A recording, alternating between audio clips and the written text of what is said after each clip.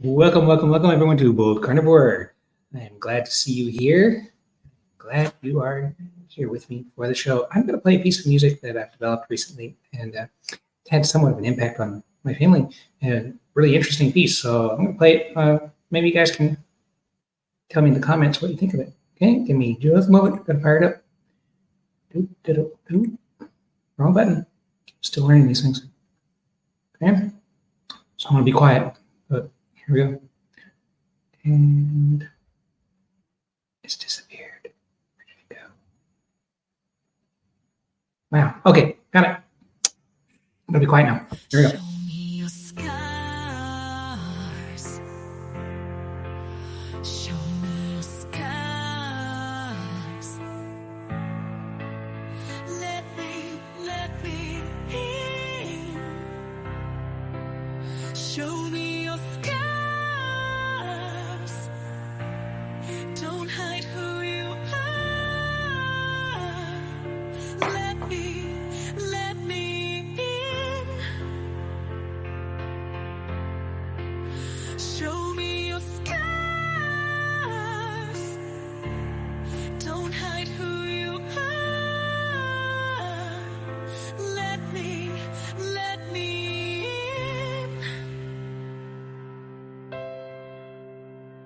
Take my hand,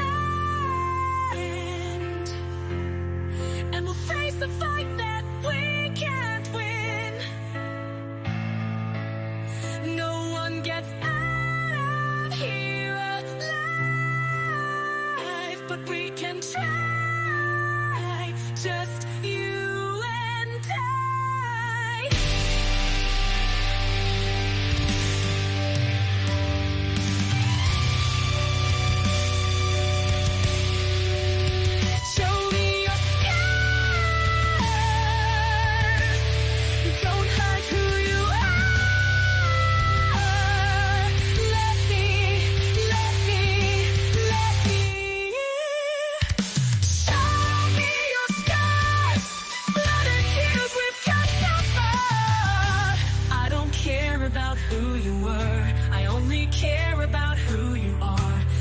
Behind the world that wounded you.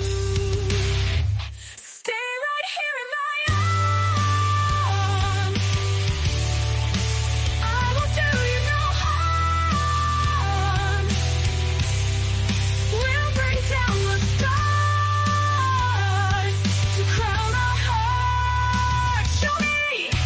Show me. Show me. Show me your scars. Bring down the walls of your heart and let me in. Show me your scars. Show me your scars. Show me your scars. Let me in.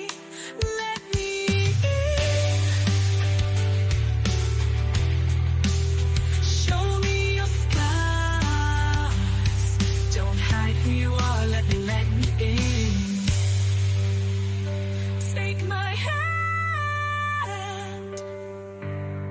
and we'll face the fight that we can't win. No one gets out of here alive, but we can try, just you and I.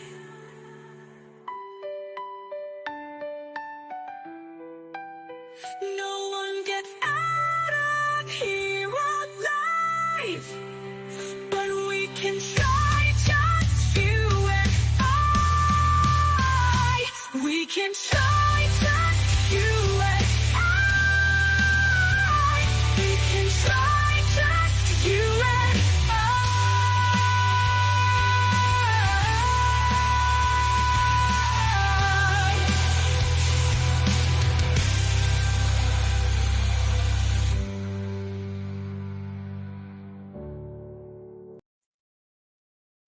Okay, well, tell me what you think. Maybe you can doing analysis and I think the song means this or I think it means that, or I hated it or I loved it. I don't even care. All right. But I mean, I really do. I want to know what you think. All right. Today we have a wonderful guest. He goes by the name the Carnivore EP. Now that's for emergency physician, if I am not mistaken. And we will pop him up just now. Here we go. And 3, 2, 1, kaboom. Hello.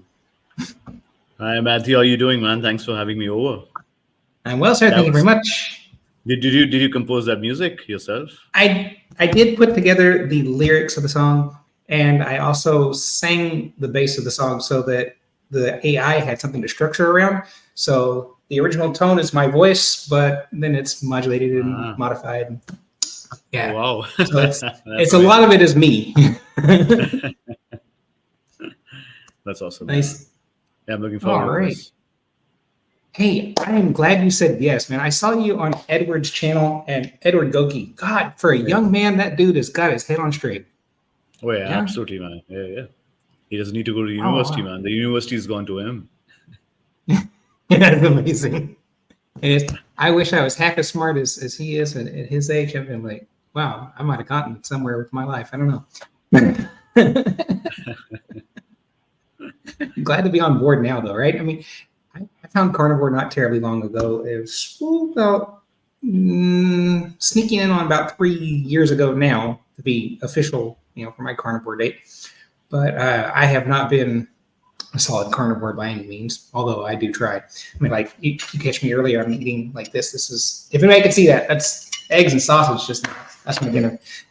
Awesome. Yeah. So I'm curious, how is it you came about the carnivore way of dieting or lifestyle? What's up with that? Yeah, I mean, I've mentioned this before. In 2021, I just got a routine test done, and my lipid profile showed that my triglycerides was 600, and which was quite a shocker for me. And my triglyceride to HDL ratio, about which I didn't know about, at that time, was 16. It should be less than 2. And then I thought that something's wrong. I've been working out for many years, and I used to eat everything as per my gym trainer's instructions that you work out so much, so you might as well eat everything that you can get. But then, I figured something was not right. So, I started calorie counting. I started doing research into nutrition because I figured that as a doctor, I was never trained in nutrition. None of us are. And I read this book called Metabolical by Professor Robert Lustig. He's a pediatric endocrinologist from UCSF. And then, my horizons were open to metabolic syndromes and, what they are and what gut health is all about and the whole rabbit hole down nutrition, and started reading more and more papers, more and more books. Went back to my medical school textbooks of biochemistry and physiology, which obviously after the first year, none of us even bothered to look at. And none of the medical college teachings actually incorporated all of that biochemical reactions that take place in our bodies that we were taught about into clinical practice. So yeah, I was basically I was calorie counting because I wanted to lose weight also. So from 86 kilos, I went down to about 65 kgs in about 9 months.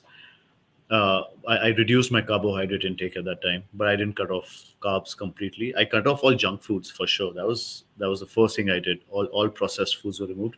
The only thing I was having was rice, but I'd cut down the amount of rice, and I was having some fruits.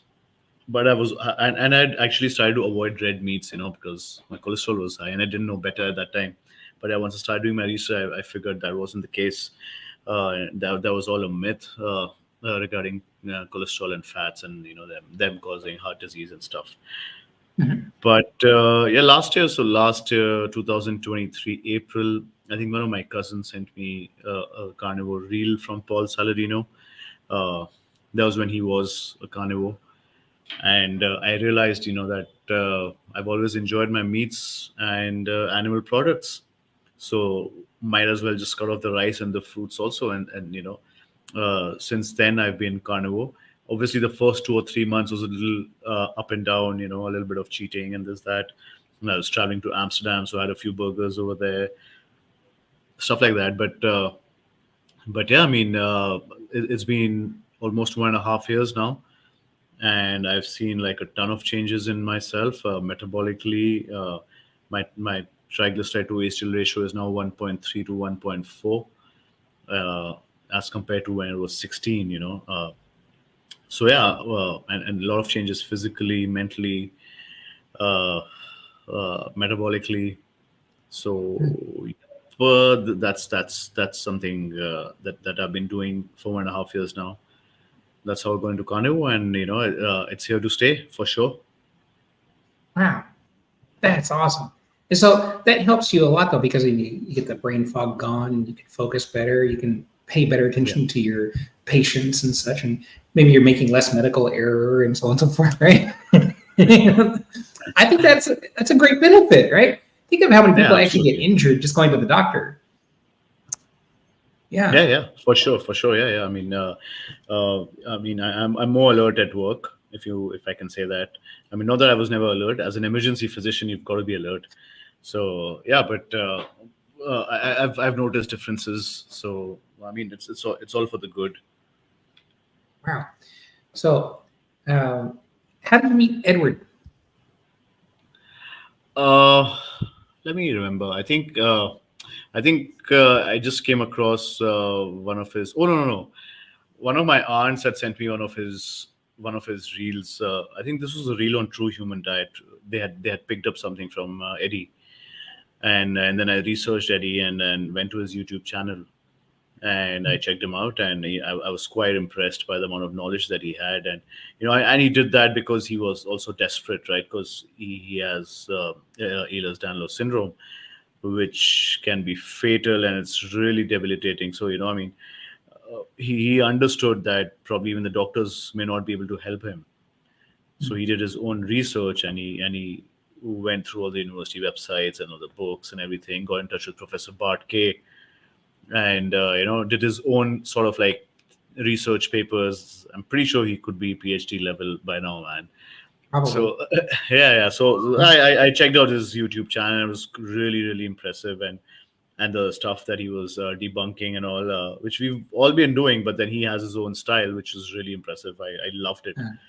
And then I emailed him, I messaged him on Instagram, and I got him onto my podcast also, which is a nice conversation that we had, and vice versa. I went on to his, and so that's how Eddie and I met.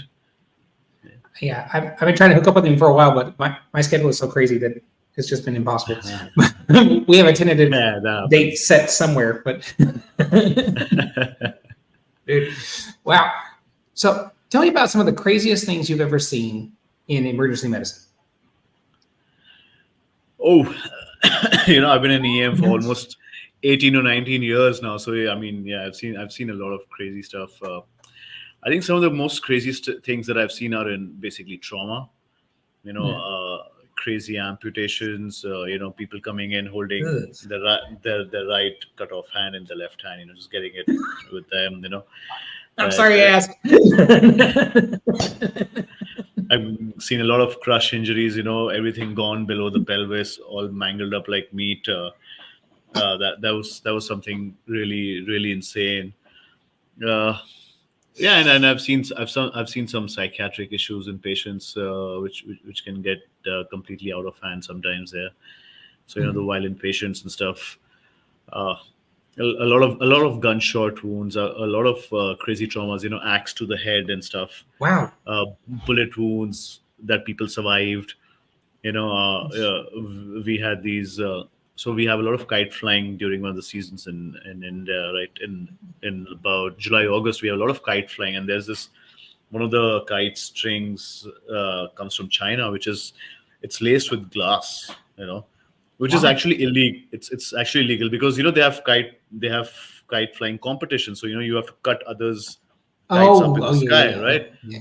And what happens is when the kites are dangling and the strings are dangling and people are riding their bikes across or something and the strings get tight, you can just slit your throat immediately. Yeah, so we've had some of those. Yeah, so these are some of the crazies that we get. We get like massive swellings because of allergic reactions. We call that anaphylaxis, right? So yeah, we need to cut them open from here and put a tube we call cricothyrotomy here. So we've done a few of Ow. those. Yeah. So yeah. I don't want to get into So the details. no, yeah, don't. My viewers may not be strong enough in the stomach for that. Honestly, I'd just take us off the stage and just listen to you for hours. But I don't know. I have some nursing background, so I was nowhere near trauma level. But Yeah, but then amazing. you see, trauma's the minor part of the work that I do. The most of the things that we actually see are non-communicable diseases and metabolic syndromes, and the complications of these syndromes and the complications of the medications that these people might be on. That's like the major chunk of the emergencies that we look at. Yeah. So we have So like let's talk about that. 17-year-olds. Yeah, I mean we've had like 17-year-olds come in with heart attacks and strokes. Young people like 25, 30-year-old doctors coming in with strokes. So yeah, that's the majority of the cases. Wait. Let's roll it back again. 17-year-olds coming in presenting with stroke. That's dang. And heart attacks. Where does that come Yeah. from? And a heart And attack. heart Where does that attacks. come? Yeah. How? 17-year-olds are not supposed to have. Yeah, I mean they're on a What? pure vegetarian diet mostly in India, right? And a little bit of junk food. So they get B12 deficient, like severely B12 deficient. And that raises your homocysteine levels. And once you have really high homocysteine levels, you can clot anywhere in your body because vitamin B12 is required for your coagulation markers and your coagulation factors. So it Hmm. hampers with that whole process, and your homocysteine levels go up. B12 is supposed to keep it down, but once your homocysteine goes up, you're in a hypercoagulable state, as we call it. So you can clot anywhere. You can clot in your brain, in your lungs, in your heart. So it's all up to your body. Goodness. Yeah. So we've Does seen quite a few of supplementation those. work? Does supplementation work to prevent that? So it depends on what kind of supplementation. I mean, like B12 is cobalamin, right? And the medication that we give is actually cyanocobalamin. It'll help a little bit, but then you're also microdosing on cyanide. It'll That be sounds better if you scary. eat. Yeah, it'll be better if you eat meats, red meats and eggs and organ meats, liver, and that helps. My goodness. I need to activate the chat. I have not been looking to see if anyone's commenting. Sorry, guys. Now I can see the sideboard if people are talking to us. Go ahead and drop us a line if you're going to ask any questions of me. I'm sure you'll answer them peeking. Wow, no, I'm still stuck on this one. But let's roll it back again one more time. You got most of the people you said are presenting with metabolic disorder and or side effects to medications they're taking for those disorders. How do we get here? That's a good question. So, mortality through non-communicable diseases has increased from 30% to 60% in India itself, right? We're a largely vegetarian-based population, contrary to what a lot of people might think. They would still say that we eat a lot of meats. No, we don't. Our per capita consumption of meat has fallen from 5 kilograms per person per year to 3.2 kilograms per person per year, as of a couple of years back. So that's just 3 kilograms per person per year. That's a lot. Yeah. So again, yeah. So I mean, most of the vegetarian diet is carbohydrate loaded, and then Mhm. it's not that diabetes has not been around in India; it's just become more rampant. It's been described in India since 600 AD in a lot of scriptures and a lot of texts, even in the 1800s and 1900s when we didn't have processed foods, early 1900s. Yeah, the Indian Medical Gazette has actually documented diabetes and rice eating populations of India. So obviously the population has grown. They've been eating the same thing. So the number of cases have also gone up. Mm. And obviously, once you had the advent of processed and ultra processed foods. But then if you see that our diet is basically carbohydrate loaded, I mean, you have breakfast anywhere in any corner of India, it's going to start off with carbohydrates. In South India, I don't know if you've been to India or the Not cuisines in yet. India, but yeah. So I mean, South India, we start off with something like idli and dosa and curd rice and stuff.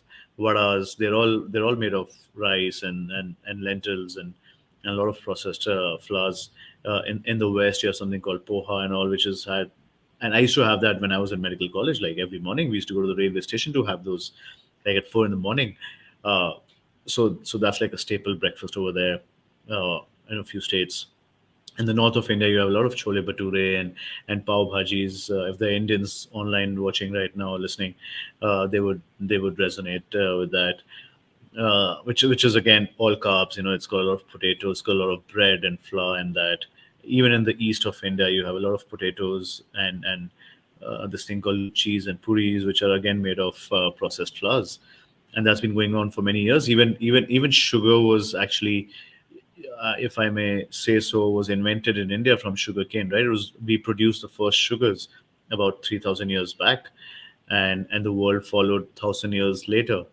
So we've been having our sugars also since then, right? And a Mm. lot of people in India actually are suffering because of their carbohydrate diets. And I'm seeing that on the ground. I mean, we are actually doing a couple of researches in our department where we're asking every patient who comes in with a documented non-communicable disease as per their diet preferences. It's a 32-question survey, and 63% of them are vegetarians, and the other 33%, 34% who are omnivores or pescatarians or ovo-vegetarians eat meats and eggs and fish probably once or twice a week or once or twice a month, but the rest of the time they're all plant-based and carbohydrate loaded. So obviously nobody can prove any causations, right? But then I can definitely prove a very strong association. And India Mm. is not a healthy country. I mean, 70% of Indians are overweight. 17% of the world's diabetics are from India. And there are a lot of numbers being thrown around, but I can definitely tell you that one third of the population is diabetic for sure, Wow. 110%. Yeah, I mean, every family I know, there's one diabetic at least. Every family I know. Wow. That's a huge sample size. Yeah, yeah, for sure. And I mean, and the research that we're doing, I'm talking about 3,500 patients that we've collected, up, close to 3,500. uh, and most of them are diabetic and hypertensive. And this 3,500 is from about 11,000 patients that have come into my emergency department. So that's again one third, right? Mhm. Approximately. Yeah. So that's Wow. approximately one third who've actually entered the survey, right? We've missed out on a lot of patients who did not want to do the survey, and patients who my team were not free enough to go and get the survey done from. There were a lot of Mm. patients who were declared dead on arrival. We didn't want to bother the family with a survey at that time. So, if this is one third and we've missed out on that chunk of patients, you can imagine what the numbers can be. And this is Could just be as my high as a department. half. Yeah, yeah, yeah, exactly. And this is just my department, right? Just one department, one of the biggest emergency departments in Delhi. If you do the same research and if it is reproduced in every hospital in India, or if they Mhm. just share the data, they would obviously have records of everybody who's come into their hospital and everybody who's been a diabetic or a hypertensive or whatever. If they just share that number, it'll be way more than Lancet's 11%. Mm. Just Wow. about 20 institutes from India share the data, or submit the data for whatever meta-analysis and systematic reviews and stuff. But we've got thousands of institutes in India, thousands and thousands of them. So I mean, if you and you should look at the crowd in all of these hospitals, and this is urban and rural combined. It's not that my patients are only from the urban sector; they're from the rural sector also. So the people in the rural areas, they're eating more akin to the ones in the cities as well. Yeah. Yeah, Or sort are they of, but eating they worse? no no they have more of a cereal based and grain based diet, which people think is very healthy, but it's again they're all carbohydrates.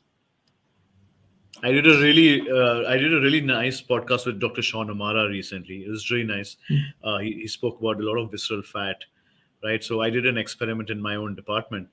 I got MRIs done of myself and three of my residents who are about 10 to 12 years younger to me, right? So they've had that much less exposure to food, right? And so we checked out our visceral fat. You should check out the reel. I just put it on Instagram.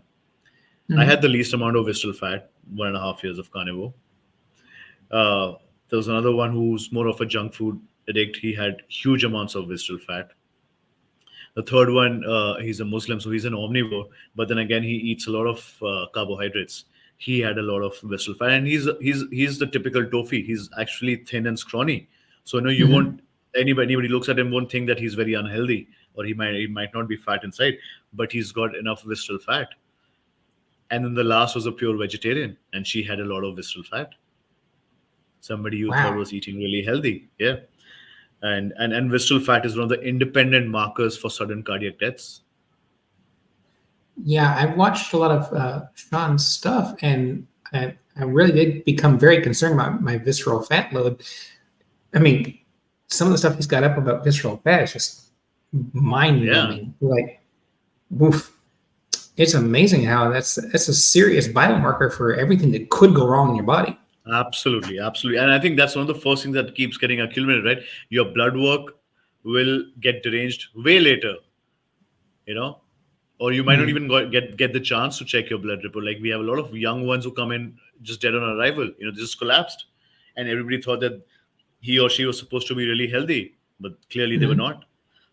Mm. And the amount of Hey, obesity we have, yeah, it's insane. Yeah.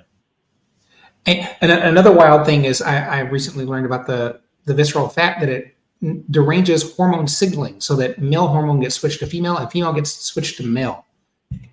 Would you think, now, this is maybe an overly political statement, but would you think that may be a potential driver for all the LGBTQ plus XYZZ mindset going on in the world? I won't know that. Yeah, I mean, I'm not the right person to I'm not the right person to comment on that. Yeah, I've not been following that, so yeah. The possibility, though, right? Because it definitely Maybe. deranges hormone signaling, and if it flip flops hormones Yeah, it from male does, to but female, then yeah, but then you would need like massive amounts of visceral fat, right? I mean, uh, or to have long-term that much of exposure. signaling, yeah. Could be long-term exposure. Yeah, I mean, so many microplastics that get converted into Ooh, xenoestrogens. You know, a lot of people have a lot of soya, which is phytoestrogens. So I mean, you have a lot of man boobs coming on people. You know, and females who I'm have ashamed I had them. infertility and stuff. I did. Yeah, I'm I sure I had the had them man too. boob Yeah, thing. It's not near as bad as it used to be though, because all the carnivorism has cut it down quite a bit. But that's yeah. good. Yeah. So, what kind of entertainment are you typically interested in? Do you like Bollywood movies, or do you like Yeah, why American not? Yeah, movies? I love reading books and I like my sports. Movies for sure. Bollywood, Hollywood, they both fine with me. I mean, yeah, I mean, I just need a good watch for sure. I think on the last few, but you know, I mean, with the Netflix and the OTT channels, you don't want to go out to watch movies. But I think the last one I saw was Maverick in the Yeah. theaters. Maverick and I think Oppenheimer. Oh no, I saw Deadpool and Wolverine recently, so I had to see that in the theaters. Yeah, for sure. Was that a good experience for you? Yeah, absolutely, man. I love Wolverine, man. One of my favorite superheroes of all time. Wolverine, I agree with you on the Wolverine thing. The Deadpool guy it doesn't really do it for me, but yeah, definitely right there with you with the Wolverine. Hey, we got Yeah. some other guys in the background here. Who is this? Dr. Nikit and Herman Singh. Are these your friends?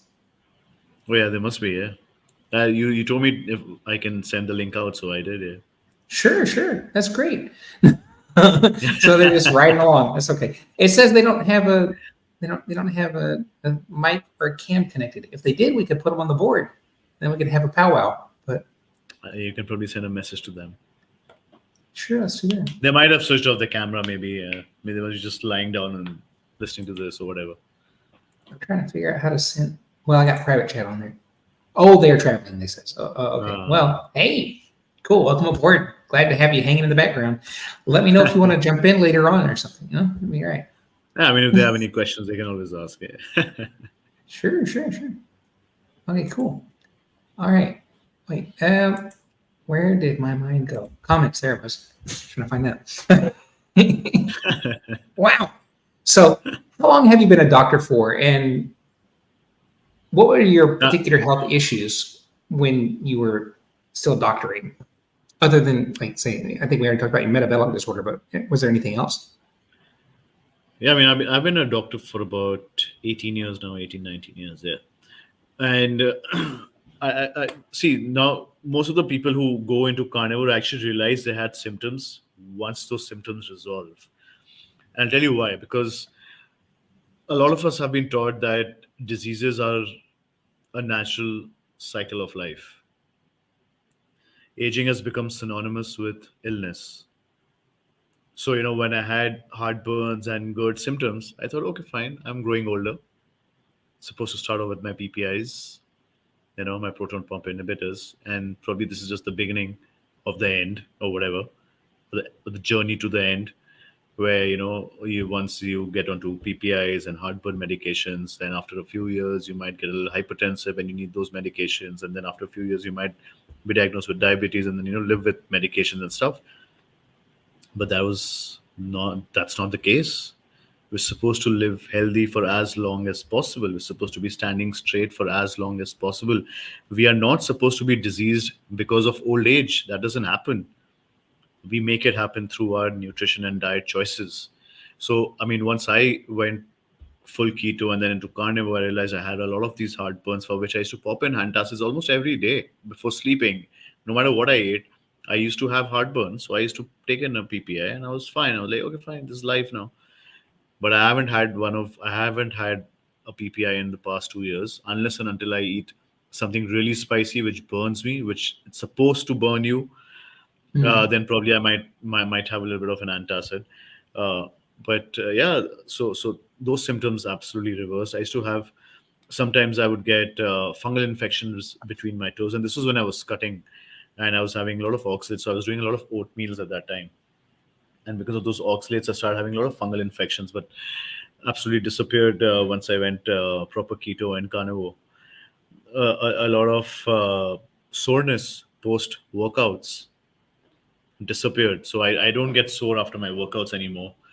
Uh, and that's something that I've seen. My sleep is so much better now. I can sleep off at like 10 o'clock in the night and get up at 7 for my work. And I feel much fresher uh, post carnivore. Earlier also, I mean, earlier my sleep would definitely get disturbed because of the heartburns I used to have. I had esophagitis once. I had got my endoscopy done, and it showed esophagitis, and then I was put on antibiotics for the same. But For listeners who don't know what that is, what does that mean? That's where that's the basically esophageal lining is hurt. yeah. So when you're basically inflammation of your esophagus, and that's the food pipe, right? So there were lesions over there, and so I had to be on medications for that.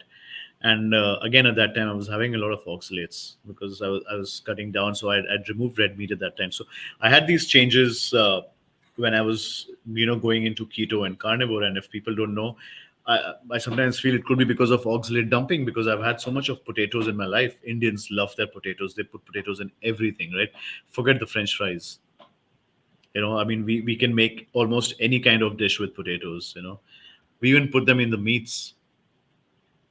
So yeah, I mean, and they're very high in oxalates. So and probably when I was cutting all of that out, because when I cut off my carbs earlier, when I was having only rice, I had removed potatoes also, uh, and almonds and stuff, and the high oxalate food. So I might have been dumping at that time. But yeah, again, all of these symptoms completely resolved.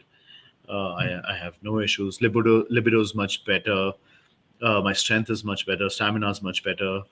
Everything perfectly fine. Yeah. Nice. I had actually become hypertensive. Also, I took medications for 3 months and then I stopped. Oh, you got a friend. Hi, Mama Cracker. Okay, just pop that on there. Hello. Well, hi there. Nice to see you. Glad you're here. Good to see you. Let us know if you have any questions anytime. Man. Yeah, please. Yeah. Any questions, drop them in the sidebar over here. So we were just talking earlier about how we get there, right? Like, how does diet lead to the pills, and the pills lead to more breakdown? And you just highlighted it perfectly. Like, my diet led me to having heartburn, and my heartburn led me to taking the proton pump inhibitors, and then the proton pump inhibitors probably had something downstream of that, right? What are some of the side effects of proton pump inhibitors? So one of them is supposed to be that it reduces your nitric oxide production from your gastric mucosa, and nitric oxide is supposed to be a really powerful antioxidant. So you need that to relax your veins too. Yeah. Yeah, exactly. Yeah, it controls your blood pressures also, right? It's like a vasodilator. It dilates your vessels so that your blood pressure can come down.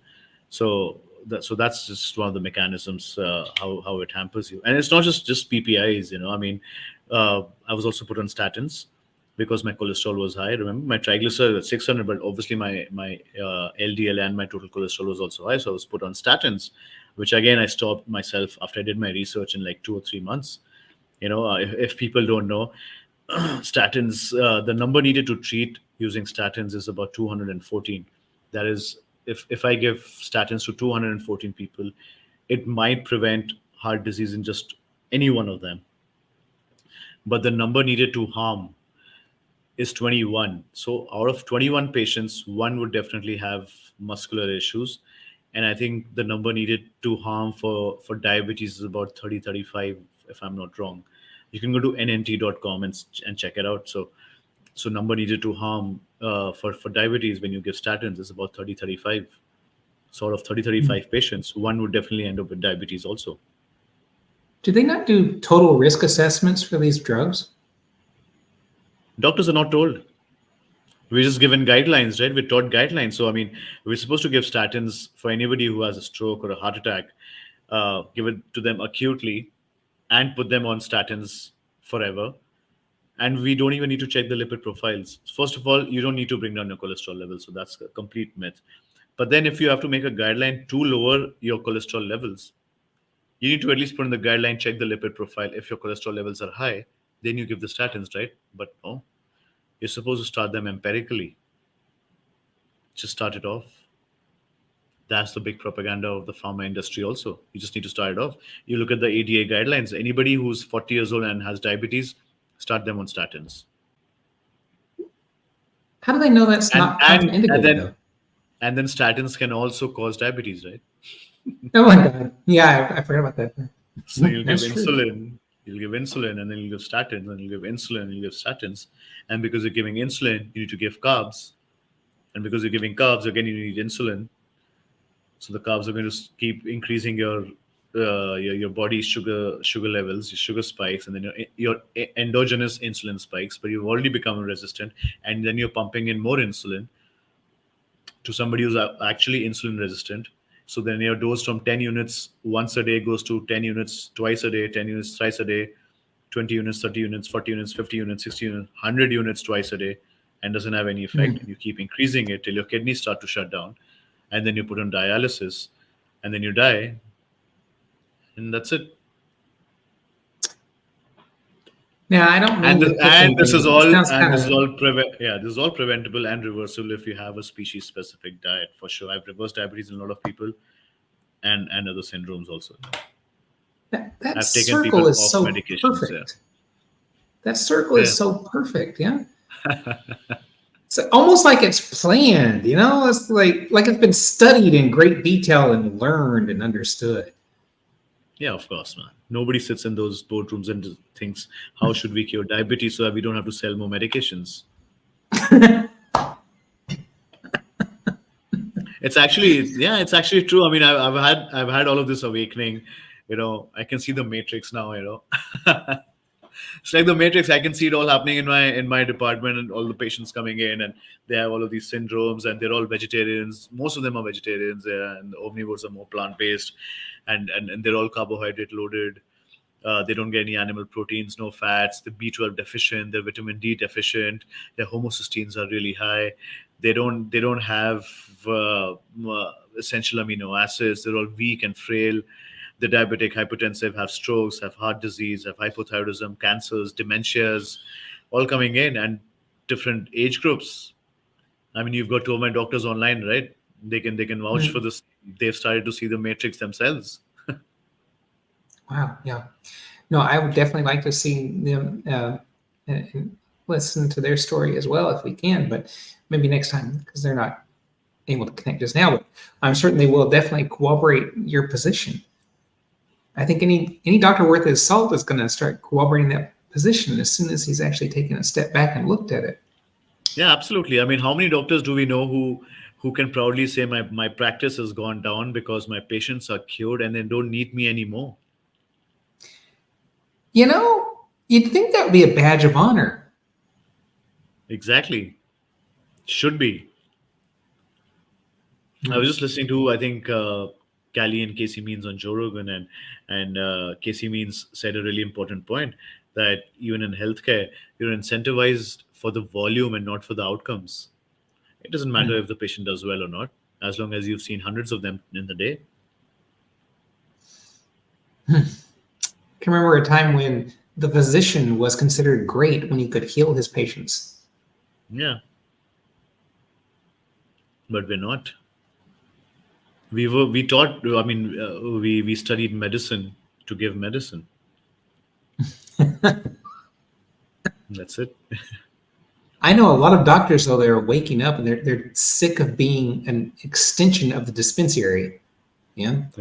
Yeah, absolutely. I mean, there are a lot of people who are doing really good work. I mean, Dr. Sean Baker, Anthony Chaffee, Robert Kills, Ken Berry, so many of them. Sarah Zaldivar, Gary Fetke, Gary Tobbs, Georgia Eid, Chris Palmer. I mean, like you have a lot of them. Dr. Roshni Sanghani from Jason Bombay, Fung. yeah. Jason Fung, yeah. So a lot of people have actually, but yeah, I mean, look at the world's population, man. Yeah. And we're fighting against a said propaganda. So we have to fight against the healthcare industry, the big pharma, the big food, and the governments. And then the normal public who've actually been brainwashed so much that if I tell them, don't worry about your cholesterol levels, eat your egg yolks, and they're like, but why? Why should I? I don't want my cholesterol to go up, no matter how much I tell them that it's absolutely fine. I mean, cholesterol it's a myth. Everything is gone, dusted, doesn't cause anything. It's genetic. It's your body's defense mechanism. Everything is made from cholesterol in your body, and you need that. And dietary cholesterol is good for you, and those medications are bad for you. But they still have to question that, and I don't blame them because they've been brainwashed. Even the doctors don't understand. Yeah. I know I didn't. This has been a real process for me. But it's sad to me because you guys are supposed to be the vanguard of health, right? And I know that really hurts your hearts quite a lot when you look at the situation. You go, I've been used, Yeah, you can say that. Absolutely, man. I mean, either you've been taught to give medicines or you've been taught to cut you open. Both we haven't, right? and both of them were in the disguise of curing people. But we are not actually doing that. With the cutting people open thing, I know of one thing. I recently heard about people who had appendicitis and they were given high doses of antibacterials and the appendicitis subsided rather than having to take out the appendix. Now, I don't know if that would happen in every case, obviously, but at least it's an option. It can happen, yeah, absolutely. Yeah. So all appendicitis are started on antibiotics before planned for surgery.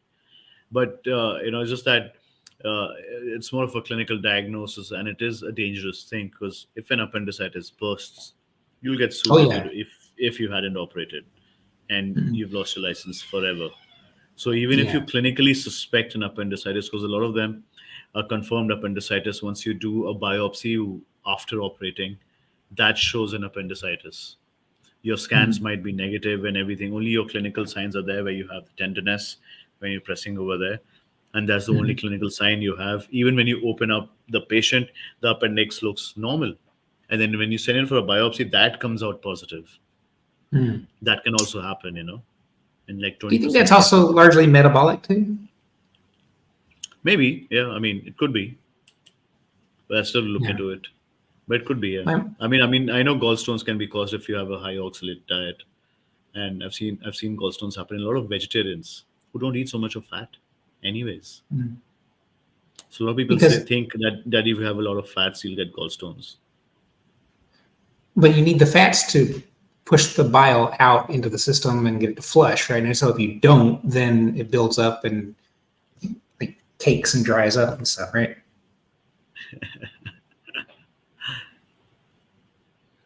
I'm not really sure on the bile salts and how they work. So. That's all right. Yeah, we're not here to talk about that. Yeah, I believe so too, cool. Mama Cracker. Yeah, we are supposed to give comfort. We're also supposed to cure you, man. Yeah, which we've not been doing, unfortunately.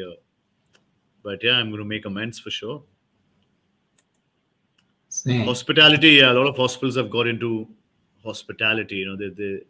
They're big into services, and how you doing. You're paying us, so like a hotel industry. That's so they've got a little confused, I think. Yeah. But I mean, not to say that we're not there to give you comfort, for sure. Yeah, you should, and you should get that. But yeah, we're there to It cure should be you. the focus. Yeah, it shouldn't be the Yeah, focus here. yeah. The focus should be the cure. Yeah. So for those of you who don't know, my wife is right now, she's battling cystic kidney disease. And um, we've been going through this for about a month now. And her doctors are fine. They're decent. They're trying to do their best, I'm sure.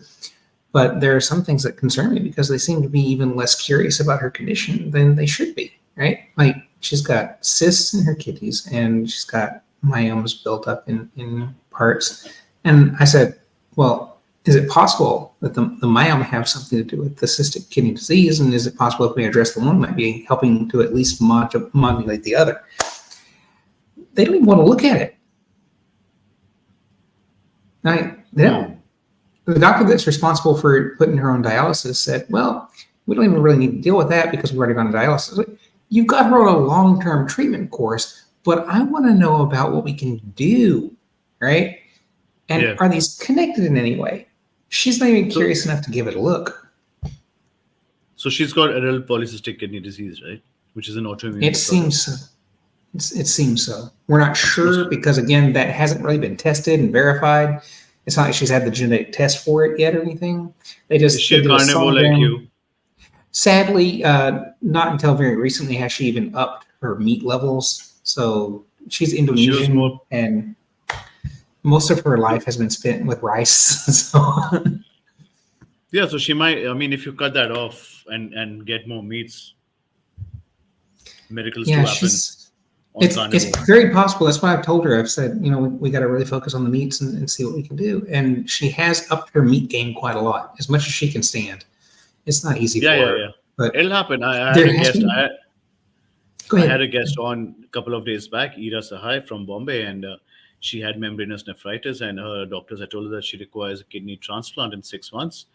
And 6 months later, she went back to the doctor who wrote spontaneous remission of membranous nephritis. She basically went carnivore. Wow. Completely. Yeah, that was again an autoimmune disorder. You can check it out, and you can get in touch with her if you want. She'll help you out. She does a lot of work with autoimmune disorders. She's a metabolic health coach. Wow. No, yeah, I would love that. Maybe you can later on Instagram send me her contact. I'll do that. That would be awesome. Yeah. For sure. So, wow, that would be amazing. I have encouraged her quite a bit. She's been eating a lot more eggs and meat, and it's hard for her though because like she doesn't really have much stomach for the high protein. So Yeah. So yeah. Yes, you got that right. You got that right, Mama Cracker. That is right. That is the case.